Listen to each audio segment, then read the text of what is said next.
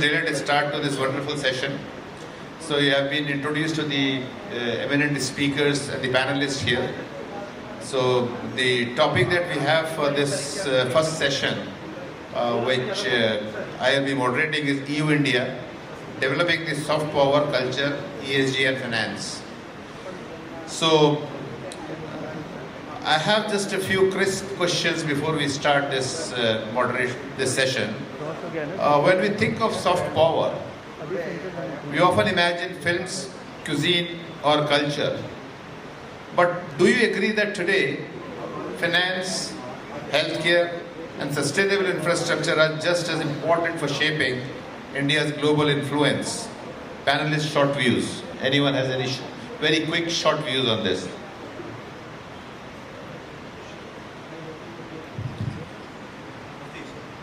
Okay. So the short answer, I think, is yes. But I would say it's a combination of possibly soft power and what one would also call hard power. So I'll just pick up a couple of examples to elaborate to why I'm saying that. If you look at the area of healthcare, while you have things like yoga, or let's say alternative ways of holistic treatment, you also have the harder part, which is really medical tourism, and now a host of plant-based medicines as alternatives to the synthetic medicines that we use. Similarly, if you were to look at the area of finance, while you have the expertise already in being able to transfer amounts of money and securities at extremely low cost and very quickly, but you also have platforms like, say, UPI or ONDC or security systems which are more tangible, hard power, and even those can contribute to building the relationship that you spoke about. I think, Professor, you're absolutely point on. But two other pillars, if I may just talk about, is within the healthcare also the fact that India really produces over 60% of global vaccines. I think that's a very, very important statement of fact, which adds on to the healthcare piece that we just spoke about. But I think the other two aspects is around GCCs, which is something which India already boasts of about 1,800 GCCs registered over here, and a business that's going to cross well over $60 billion in a very near future in terms of exports, right? That's sheer power. But the last one, which is rather a lot more relevant, is what are we doing on our renewable energy? And the fact that we really have this mission of really trying to install 500 gigawatt is statement enough to agree with the point that you just said. Thanks, Gaurav. Moving on very quickly, I think it was very insightful.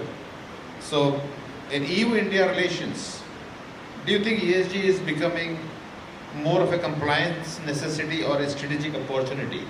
Any views on that? So good evening to all of you. When we talk about ESG, while it may be seen as a compliance from perspective of ensuring that certain reportings are done, but the fact remains is that it also not only is compulsory for anybody to start having a dialogue on investments or on any kind of policy collaborations. The fact remains is that while EU may look at as a compliance, but for us it offers an opportunity in the sense, if we are compliant, we can always look at collaboration, attract investment, and also ensure that we collaborate on ESG side itself to ensure that we have a business relationship, ensuring that sustainable path which we are talking about is taken care of. Thank you. Any other views? Anyone would like to have some views on that? Yeah, hi, good evening. As the colleague was saying, yes, the ESG, sometimes it can get relaxed and people can see it just purely as a compliance. But I completely agree on the position that it's just a big opportunity. It's an opportunity to be one step ahead of not only the competitors of the industry, to place your company in a place that you could never have imagined it could be and bring something positive for the society. That's what it is. For me, is an opportunity. Thank you. Great. Anyone else has any further views? Very quickly. Hi, this is Divakar Mittal from Novo Nordisk. We are a company from Denmark. So to respond to the question, I think more than the compliance, it's also the real necessity at a country level, because this world is very much connected to each other. So whether it is environment or sustainability or governance, it's a real need at the ground level today, where I think there could be a lot of learning between EU and India. And last point over here is that because of this learning, we could also create solutions, not just for us, but also for global south, which is so very important from here. Yeah. Thank If you. I may just add a point. I feel that it's the broader concept of sustainability which is even more important than ESG. ESG is finally nothing but a framework to measure. But sustainability is the concept which actually talks about how do you leave the planet to be better than what you got it from your earlier generations. It takes into account the three aspects of economics and the environment and the social side. But I would tend to feel that rather than talk only ESG, one should really be talking sustainability. Thank you very much. I think that's been quite insightful. And moving on, and effectively, I think the time that I had for this panel discussion was about 45-50 odd minutes. But since we are running short of time, so instead of probably asking 2 questions to each panelist, I will restrict it to 1. If time permits, I'll go back again in the same circle and go back with the second question. So, my question to Anil is basically on finance, logistics and the corporate value. Having led major corporate turnarounds, how do you balance short-term shareholder expectations with long-term ESG commitments? I think we should not, have a kind of a trade-off between, this short-term earning versus a long-term sustainable growth. We're seeing, while shareholders may look at a short-term reporting, but the fact remains is that we've seen in the past, the value creation happens with the sustainable growth. Having said that, I'll quote few examples here, which probably will indicate while we need to take care of financial reporting in a robust manner, but at the same time, when we invest money with a purpose, how both objectives can be achieved. Case in example, since I come from logistic industry, if we have to optimize network, now the moment I optimize network, it not only will give me efficiency which will improve margins, but at the same time, it will also reduce my footprint, carbon footprint, which is a goal which we are looking at, for long-term reduction in the carbon footprint. That's one example. Second example, one can look at it from a sustainability point of view. While we invest in renewable energies, say putting solar panels on bigger warehouses, so while it will be cost economical and which will also add value to the bottom line, but at the same time, again, I will not be using resources which probably are contributing towards carbon footprint. So that way, if you look at it, investment with a purpose, which will ensure not only the short-term profitability is ensured or robust profitability is reported, but at the same time you are able to achieve your long-term goal on sustainability. Thank you, Anil. And moving on, I have my next question to Gaurav. And Gaurav is the MD and the country head Global Networking Banking India HSBC. It's more got to do with the banking trade multinational networks. Gaurav, what role do banks play in creating ESG-linked financing instruments such as green bonds and transition loans that can support EU-India trade? Thank you, sir. I think you rightly said it. I think the first fundamental thing is financing, right? I think which is very basic and which is something which is really in our DNA, which really defines a bank. But I think we need to go a couple of steps behind. Because fundamentally, when you're looking at transition risk, or when you're looking at really financing the whole transition to green, there is a number of elements that come through it fundamentally, which is education. What does it fundamentally mean to companies, and what kind of companies need to look at transition financing to begin with? And once you appreciate what sector a particular customer is, or more importantly, what is the customer being exposed to in terms of their own individual ambitions, because You can have a company which is very comfortable doing business in a particular geography, but then if they want to be a part of global supply chains, then obviously they have got very different fundamentals which they need to train themselves on.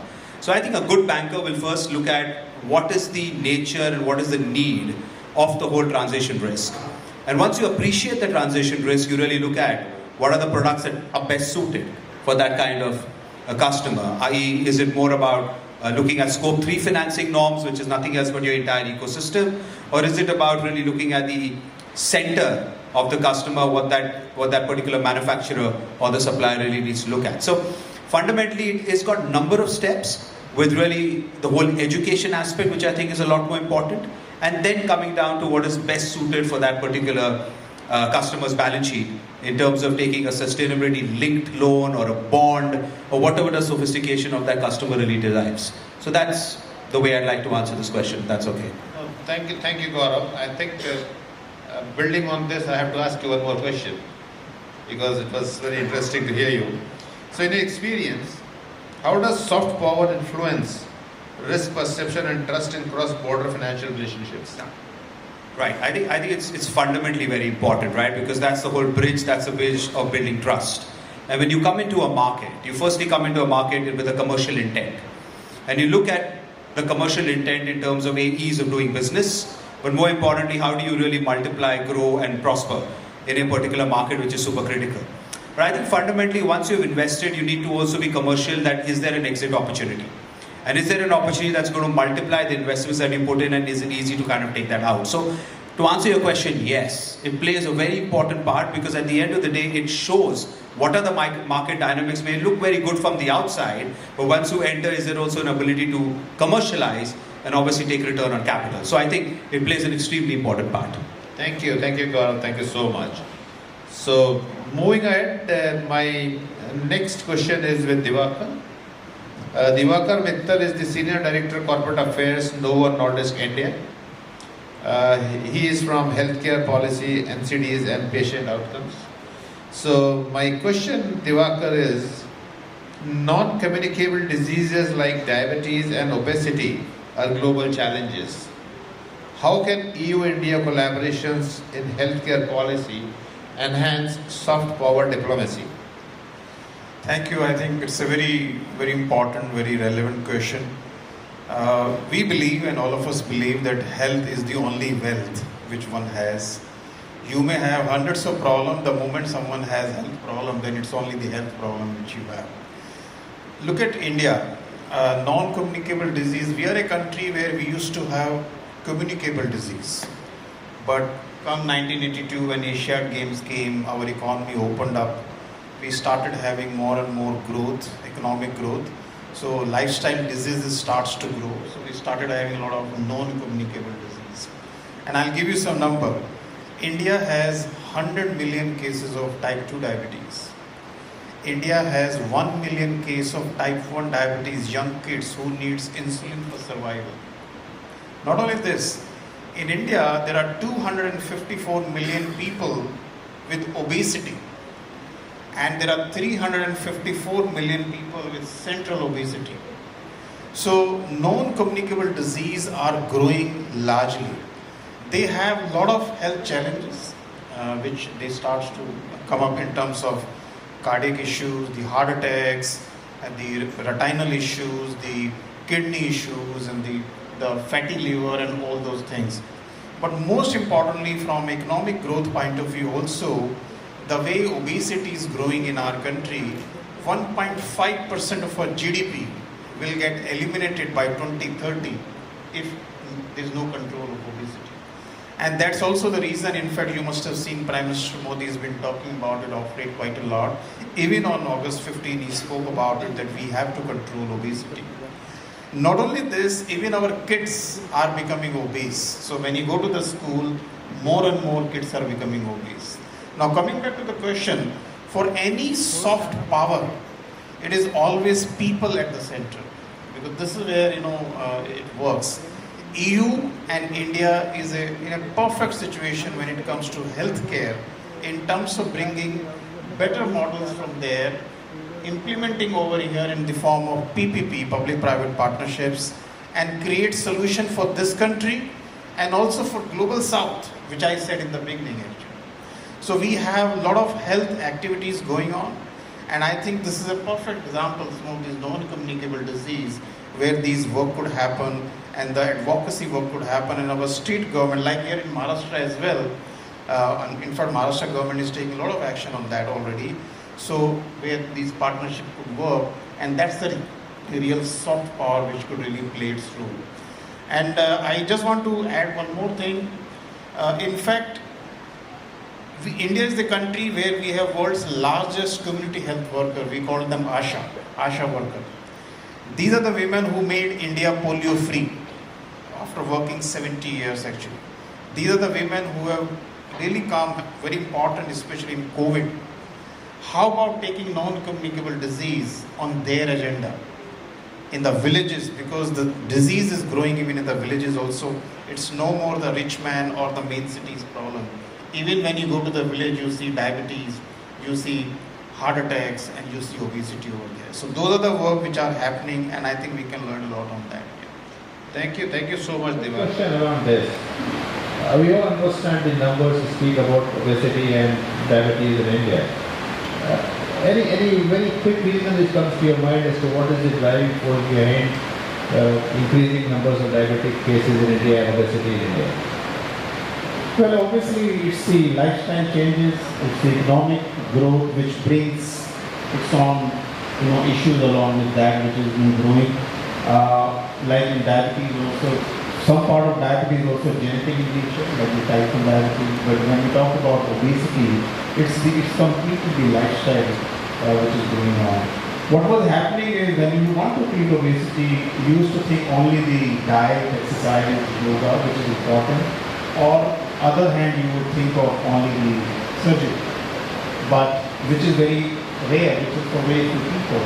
But now in fact you have the medicines, treatments available around the world, which are also very helpful for people to use it and all that, and they are now coming up. Thank you so much for this. So moving on, my next question is with Mark Seto, who is the COO for Abertis India. Mark, my question is around your expertise, which is on infrastructure, ESG, road safety, and renewable energy. Having worked in both Spain and India, what cultural differences in sustainability have you observed? And how can these enrich EU-India partnerships? Thank you so much for the question. It's a key question. I mean, what makes it different? In reality, the only difference is the scalability. That's the only difference. I mean, all the countries all over the globe were facing the same kind of situations. Global trends, climate change, and all of this makes us take certain decisions based on how can we be more sustainable. Then we can enter into the other topic of what is sustainability. I mean, out of the 5 that we are here, for each one of us, sustainability means something different. In my case, for example, for infrastructure, you generate, you reshape nature, but what can you do to give it back? You can use recycled materials, you can have policy frameworks. This part of the policy framework is something that Europe can bring some expertise to India. India can bring back to Spain, to Europe, apologies. The jugaad system, not the jugaad, the creativity that India has on how to tackle problems. Because the reality of India is very much different. The scalability, the size of the country, the size of the population, the size of the road users, the size of the consumers is something that in Europe very few people understand. So making a policy framework in Europe cannot be directly applied to India, but both of them can combine the knowledge and the expertise on each of the sectors to have a proper successful plan to be implemented and become more environmental efficient. I prefer to call it rather than sustainable. Thank you very much, Mark. And now moving on to Professor Prabhat Mani.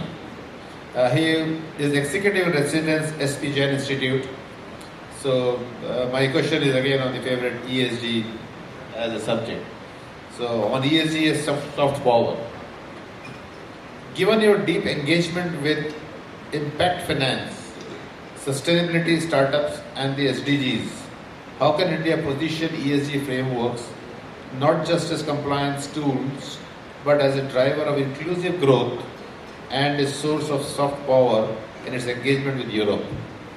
It's a very loaded question, but let me have a... Because you are a professor, so it can't be less loaded. But my professorial stint has been only at the end. I've spent many years in industry. Fair enough.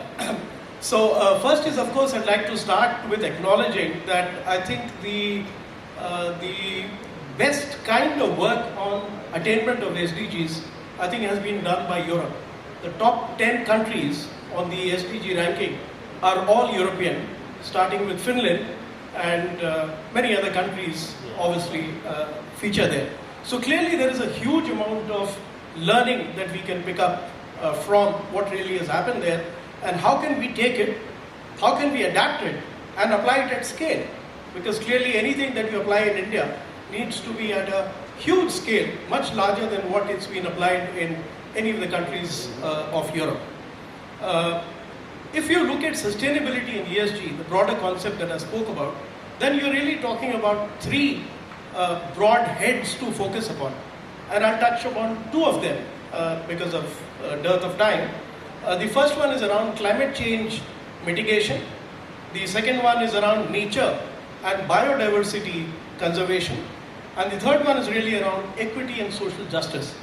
So if one were to look at the climate change part, this is one area where I think India has done a reasonable bit of work, from taking a fairly steep target of 500 gigawatts by 2030 in terms of non-fossil based energy. And the good part is that of the total capacity today, India has already hit 50%. In fact, is ahead of some of the commitments that were made as part of the Paris Agreement in terms of renewable energy. The largest corporation in the country, Reliance, which had its AGM a few days back, they have talked about adding 10 gigawatts per annum, going up to 20 gigawatts per annum. There is a green hydrogen mission that India has announced in 2023, and the same corporate, which is Reliance, talked about the fact that by 2032 they'll have 3 million tons per annum capacity at a price of less than $1 per kg green hydrogen. Just to give a comparison, today the prices would be somewhere in the region of 800 rupees to 1000 rupees per kg. Now, if this happens, it could dramatically change the picture, almost like what has happened to solar panels in the recent past. Let's not forget, India has a huge startup network.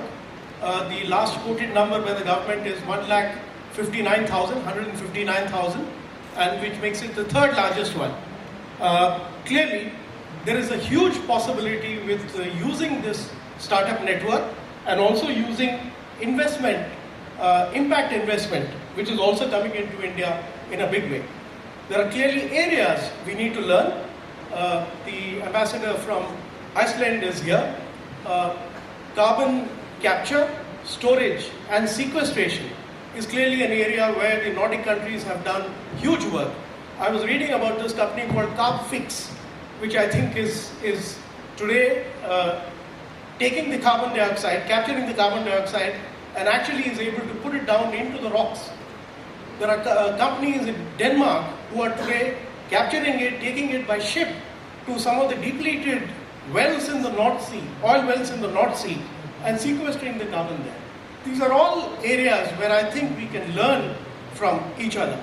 The other area where I think we have a huge amount to learn from the EU is around nature and biodiversity.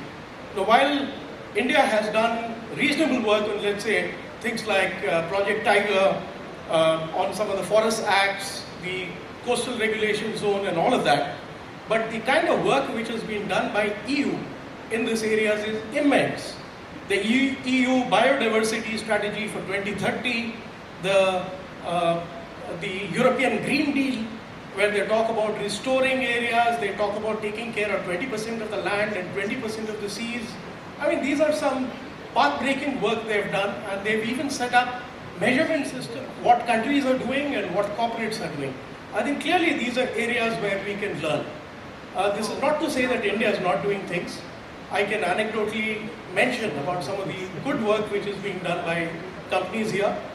Godrej Enterprises, right here, headquartered in this city, has been taking care of 3,000 hectares of mangroves since 1943. They also have a plant research center which is taking care of some of the plants which are disappearing from the Western Ghats. There are two organizations whose work I have studied and also written about. One of them is Tata Coffee and the second one is Tata Power. They are today looking at managing the elephant-human conflict, because in the areas that they are working, this is a huge issue, that the habitat of the elephant is being taken away, and that really means that there is conflict between the original occupant of that area and humans who have gone there. In all of this, education, I think, will play a very key role.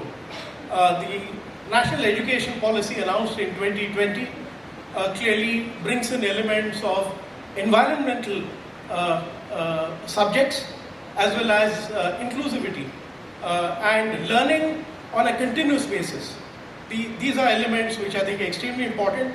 I'd like to end by saying that in our own small way, my institution, which is the SP Jain Institute of Management and Research, is also doing work in this area.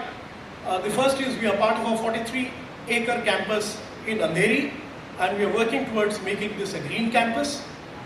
We have a program, a postgraduate program in development management, which is actually building the capacity of people working in NGOs and people working in the CSR organization of companies. And I'm very happy that I teach in that particular program. Even for our regular MBA students who are finally going to be taking on corporate roles, we have a number of programs to build social sensitivity amongst them. In the first year, all our students go to the home of an underprivileged child living in the vicinity of the campus. They do so 10 to 12 times, and they mentor this child. The idea is not only to mentor, but also to understand what urban poverty is all about. They do a 5-week rural internship working with an NGO in rural India. These are all things which are very, very essential, because if you need to have corporates and managers in the corporates be willing to take a risk and do things which are different, because the planet needs it, because the society needs it, in addition to, of course, what the shareholders need, then they need to be sensitive to all of this. Thank you. Thank you, Professor. I think that was overwhelming for me to understand everything what he said. But it's very insightful. Anyway, I think in the interest of time, I am left with only 2 more minutes to wrap this up. And my final question is to everyone in the panel. In one sentence, what should be the next big EU-India initiative to showcase our soft power globally? I would request 30 seconds each, please. Starting from Diva. I would say Green Health and Climate Nexus could be an initiative between EU and India. Thank you. Mark. From my side, he took the same I wanted to go. Green is a good one. Education and respect. That would be the thing that I think is going to be leading the future. Thank you so much. Gaurav. I think similarly, it's about best practices, right? We just need to get the best practices out so that people appreciate better. Thank you. Anil. I think I will say here green tech along with GCC kind of a setup where there's a lot of opportunities are emerging. Thank you. And the last minute for Professor. Okay, so I say, not taking in front of you. sure. So I would say tourism, but tourism with a little twist. Rather than visit only religious places and monuments and all of that, I think we need to also go to places or promote tourists going to places which gives them a sense and a feel of nature and environment and all of that. So if you go to my home state, Odisha, please only don't go to the Konark Sun Temple and the Puri Temple and the beaches. Please go to the place where olive ridley turtles are being conserved by a bunch of people. Please go to the Chilka Lake, which is the second largest lagoon, brackish water lagoon in the world, where there's a huge amount of work which is being done to save various species and to get the migratory birds to come there. The same logic holds when you travel to Europe. Besides seeing the wonderful things that we see, I think we also need to go and see the kind of work that has been done in terms of restoration, of art, of culture, and things of that nature. I think that is something which will improve the person-to-person relationship besides the country-to-country relationship. Thank you, Professor. Thank you all the eminent panelists here for sharing your thoughts and views on ESG and overall relationship of ESG between EU and India.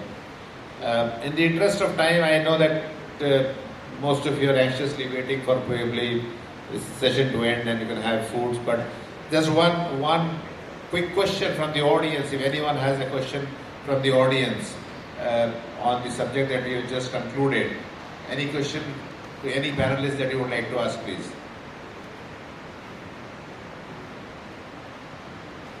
So good, I don't think there's any question. Thank you so much, gentlemen, and it was a pleasure having you here, and it was very insightful. Thank you so much. Thank you.